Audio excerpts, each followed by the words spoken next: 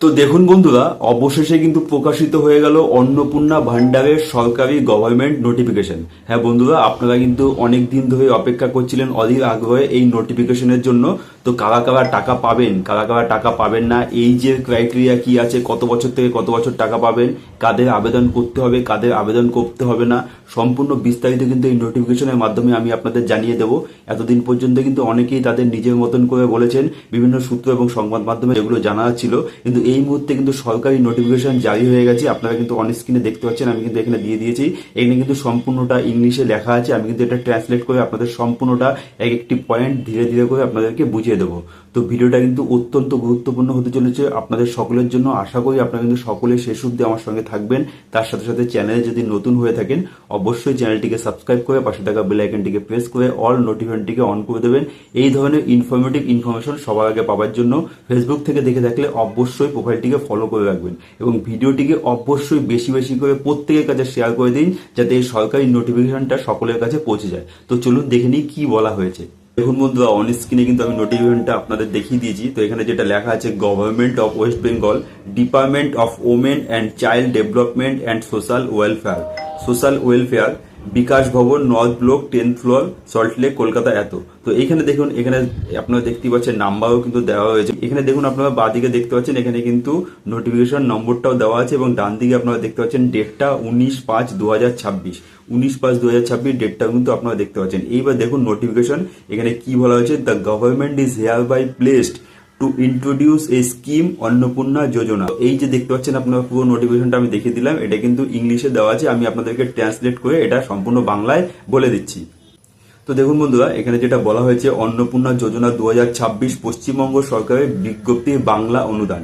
তো দেখুন এখানে কি বলা হয়েছে, পশ্চিমবঙ্গ সরকার নারী ও শিশু উন্নয়ন সমাজ কল্যাণ দপ্তর, বিকাশ ভবন, নর্থ ব্লক। এই তারপরে এখানে আপনারা দেখতে পাচ্ছেন তারিখ দেওয়া আছে, নোটিফিকেশন নাম্বার দেওয়া আছে। বিজ্ঞপ্তিতে কি বলা হয়েছে, রাজ্যপাল মহোদয় পশ্চিমবঙ্গ সরকারের অন্নপূর্ণা যোজনা নামে একটি প্রকল্প চালু করার অনুমোদন প্রদান করেছেন। এই প্রকল্পের মাধ্যমে পশ্চিমবঙ্গের যোগ্য মহিলাদের সামাজিক ও অর্থনৈতিক উন্নয়নের উদ্দেশ্যে প্রতি মাসে কিন্তু 3,000 টাকা আর্থিক সহায়তা প্রদান করা হবে।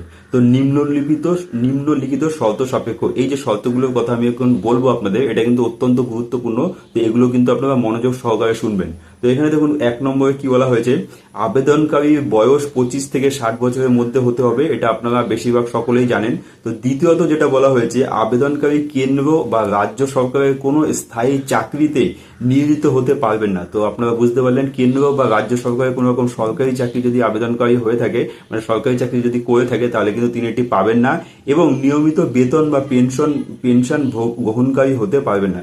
তার সাথে সাথে আপনি যেটা বুঝতেই পারলেন যে সেই চাকরি করতে পারবেন এবং যদি পেনশনও পেয়ে থাকেন সরকারি, দেখা যাচ্ছে কেন্দ্র বা রাজ্য সরকারের তরফ থেকে, ক্ষেত্রেও কিন্তু আপনারা এই সুবিধাটি পাবেন না। দেখুন এছাড়াও যেটা বলা হয়েছে এর মধ্যে অন্তর্ভুক্ত, তার মানে কি কি অন্তর্ভুক্ত দেখুন, সরকারি সংস্থা, সরকারি উদ্যোগ, পঞ্চায়েত, পৌরসভা, স্থানীয় সংস্থা এবং রাজ্য সরকারের অনুদান প্রাপ্ত শিক্ষা প্রতিষ্ঠানের শিক্ষক ও অশিক্ষক কর্মীরা। তো আপনারা দেখতে পারলেন যে পৌরসভা, পঞ্চায়েত, স্থানীয় এবং রাজ্য সরকারের অনুদানপ্রাপ্ত শিক্ষা প্রতিষ্ঠানের সঙ্গে যদি কেউ জড়িত থাকে, মানে যুক্ত থাকেন, তারা যদি চাকরি করেন তাহলে কিন্তু তারা পাবেন না।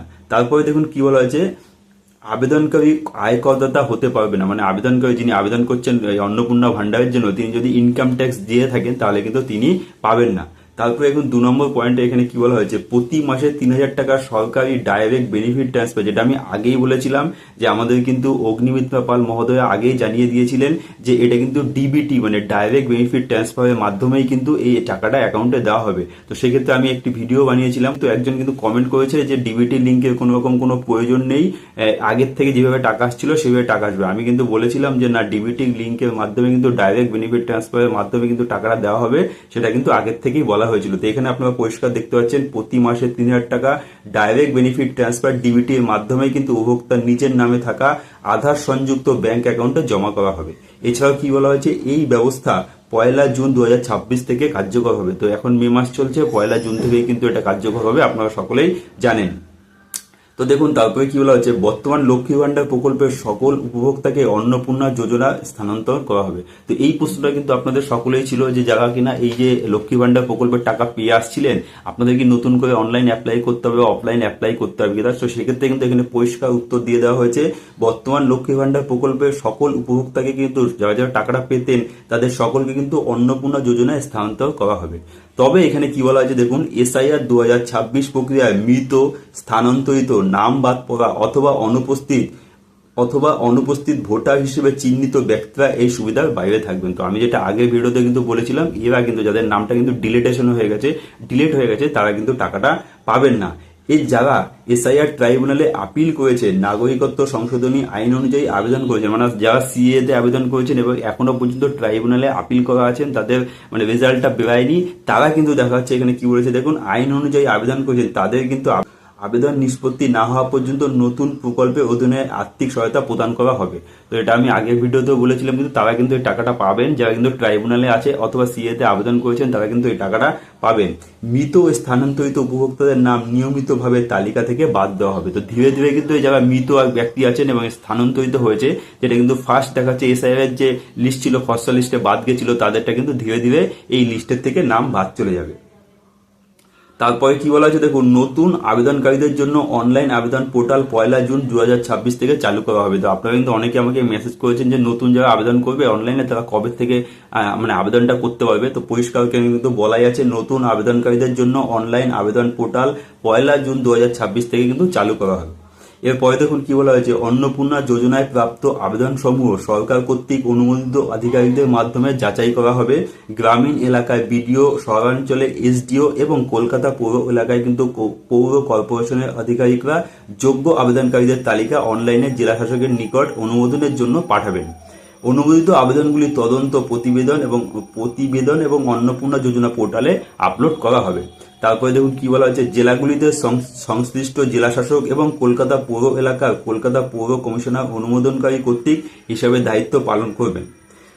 সর্বশেষ বিজ্ঞপ্তিতে যেটা বলা হয়েছে, এই বিজ্ঞপ্তি অর্থ দপ্তরের গ্রুপ ই শাখার সম্মতিক্রমে ইডিও নম্বর 7 তারিখ এত এত অনুযায়ী জারি করা হয়েছে, রাজ্যপালের আদেশ ক্রমে। তো আপনারা দেখতে পারলে এই যে অফিসিয়ালি যে সরকারের তরফ থেকে যে নোটিফিকেশনটা অন্নপূর্ণা ভান্ডারে সেটা কিন্তু প্রকাশিত হয়ে গেল। সম্পূর্ণটা বিস্তারিত কিন্তু আমি আপনাদের জানিয়ে দিলাম, কারা পাবেন কারা পাবেন না, কাদের আবেদন করতে হবে, কবে থেকে অনলাইন অ্যাপ্লাই হবে। তো ভিডিওটি কিন্তু যদি আপনাদের পছন্দ হয়ে থাকে অবশ্যই বেশি বেশি করে শেয়ার করে দিন, যাতে প্রত্যেকের কাছে পৌঁছে যায়, প্রত্যেকে যাতে অফিসিয়াল নোটিশটা দেখতে পারে, বুঝতে পারে। তার কারণ কারো মুখের কথার উপরে বিশ্বাস না করে, তারা যাতে এই নোটিশটা দেখেই কিন্তু সম্পূর্ণটা জানতে পারে। তো বন্ধুরা আমি আবারও বলবো, ভিডিওটিকে বেশি বেশি করে শেয়ার করে দিন এবং তার সাথে সাথে এই ধরনের ইনফরমেশন সবার আগে পাওয়ার জন্য আমার এই প্রোফাইলটিকে ফলো করে রাখুন এবং ইউটিউব থেকে দেখে থাকলে অবশ্যই সাবস্ক্রাইব করে রাখুন। আর কমেন্ট বক্সে কিন্তু জানাতে ভুলবেন আপনি কি এতদিন ধরে লক্ষ্মী ভান্ডারের টাকা পেতেন, হ্যাঁ অথবা না লিখে কিন্তু কমেন্ট বক্সে অবশ্যই জানাবেন। ধন্যবাদ।